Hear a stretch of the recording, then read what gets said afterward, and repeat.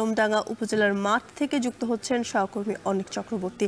অনেক সার নিয়ে কারসাজি বন্ধে কৃষি বিভাগের কোনো পদক্ষেপ আছে কিনা, বাড়তি দামের বিষয়ে বা ক্রেতা বিক্রেতারা কি বলছেন জানাবেন।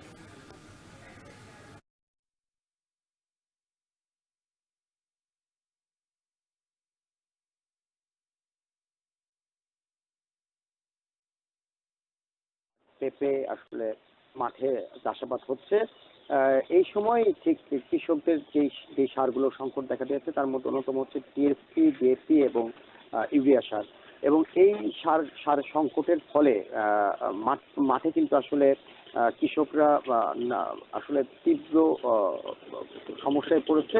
বিশেষ করে আমার সাথে কথা হয়েছিল কৃষি বিভাগের। কৃষি বিভাগ বলছে যে জেলার যে 4টি উপজেলা রয়েছে সেই 4টি উপজেলায় কোনো প্রকার আসলে সারের সংকট নেই।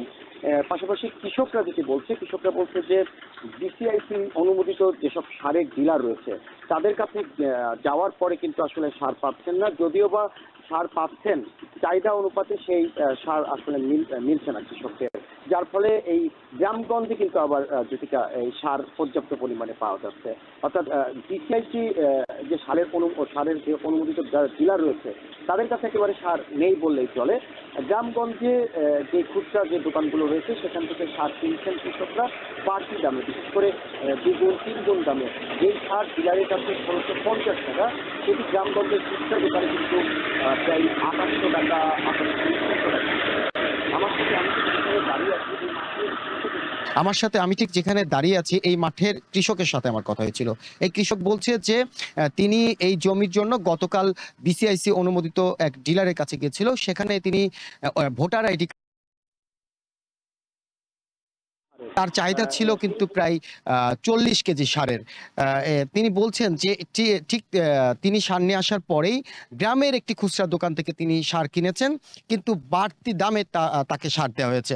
সবকিছু মিলিয়ে কিন্তু এই সার সংকট তীব্র আকারে ধারণ করেছে। জেলা প্রশাসন, কৃষি বিভাগ একবারে হাত গুটিয়ে বসে আছে জ্যোতিকা।